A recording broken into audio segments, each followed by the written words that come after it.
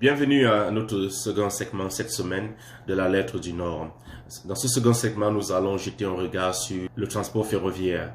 Le département des transports examine les mesures pour renforcer la sécurité des transports ferroviaires. Ceci survient à la suite du déraillement de trains transportant les produits chimiques dans l'Ohio. Le patron de ce département, M. Buttigieg, a plusieurs réformes en tête. Donc, parmi lesquelles exiger aux compagnies ferroviaires d'adopter des tanks wagons beaucoup plus sécurisés, avec des cellules beaucoup plus épaisses, ou bien des cellules comportant des propriétés de sécurité beaucoup plus adaptées. Et il demande à ces compagnies de le faire d'ici 2025. Donc ça veut dire probablement 1 ou 2 ans. Et au lieu de 2029, comme le prévoyait un acte défini par un acte du Congrès qui était défini en 2015.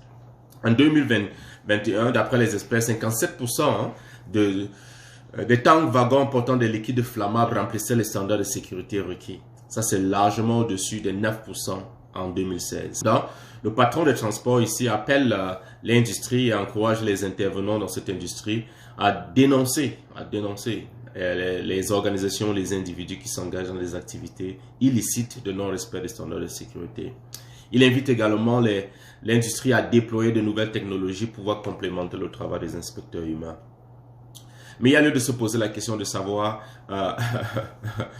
que peut réellement faire le département de transport, puisqu'on sait que l'implémentation de ces mesures, parmi lesquelles il y a l'augmentation des pénalités pour la violation des règlements la violation des règles de standards de sécurité, comme je dis, l'implémentation de ces mesures demande la coopération de l'industrie de transport ferroviaire et demande aussi un acte du Congrès.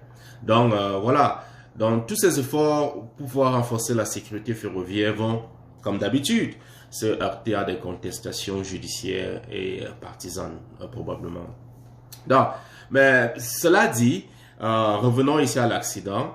C'est vrai qu'il y a lieu de s'inquiéter un peu de l'impact sur l'environnement du récent déraillement d'Ohio, mais il faut préciser ici que le record des déraillements ferroviaires cette année, ou bien quand je parle de cette année, c'est l'année 2022 qui est en train de s'écouler, sont parmi les plus faibles de l'histoire des transports ferroviaires aux États-Unis.